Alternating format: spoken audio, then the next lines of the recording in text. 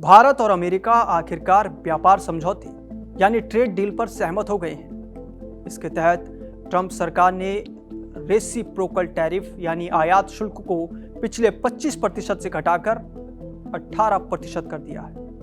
वहीं रूस के साथ तेल व्यापार के चलते लगाया गया एडिशनल 25% टैरिफ पूरी तरह खत्म कर दिया गया है। इस तरह कुल मिलाकर देखा जाए तो टैरिफ में 32% की राहत मिली है। अमेरिकी राष्ट्रपति डोनाल्ड ट्रंप ने कहा कि यह ट्रेड डील तत्काल प्रभाव से लागू होगी, जो भारत के लिए टैरिफ में तुरंत राहत का संकेत है।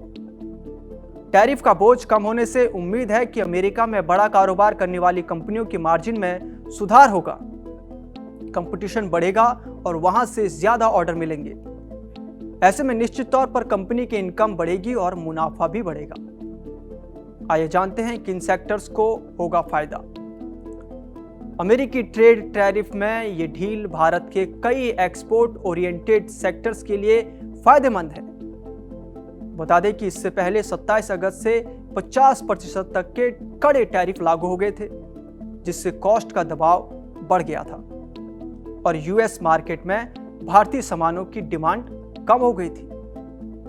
अब टैरिफ कम होने से जिन कंपनियों का अमेरिका में बड़ा एक्सपोजर है, उन्हें मार्जिन में राहत, बेहतर कॉम्पिटिटिवनेस और ऑर्डर्स की क्लैरिटी मिलने की उम्मीद है। इंडियन एक्सपोर्टर्स में खासतौर से textile, sea food, auto, ancillary, chemicals और कुछ चुनिंदा कंज्यूमर कंपनियों को बड़ा फायदा मिलने की संभावना है।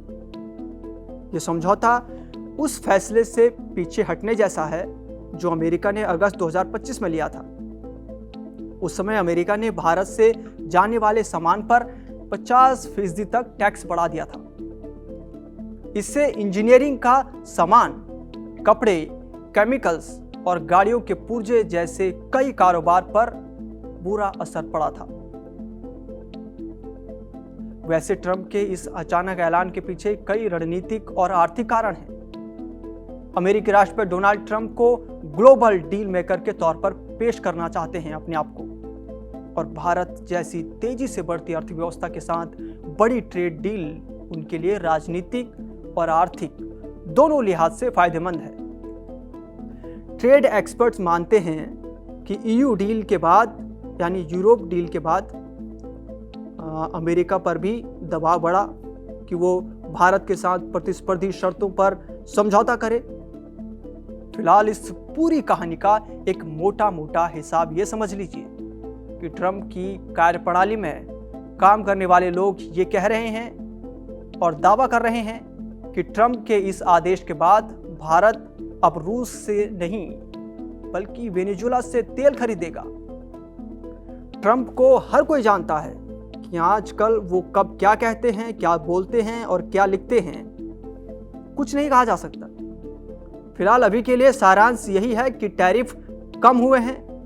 भारत की जो बीते दिन में ईयू के साथ मदर ऑफ ऑल डील्स कहीं ना कहीं ट्रंप को चुभी तो होगी। देखना यह है कि विश्व स्तर की राजनीति में इस बदलाव से क्या नए परिवर्तन आते हैं और इसका खासकर दोनों देशों के रिश्तों के बीच क्या असर पड़ता है।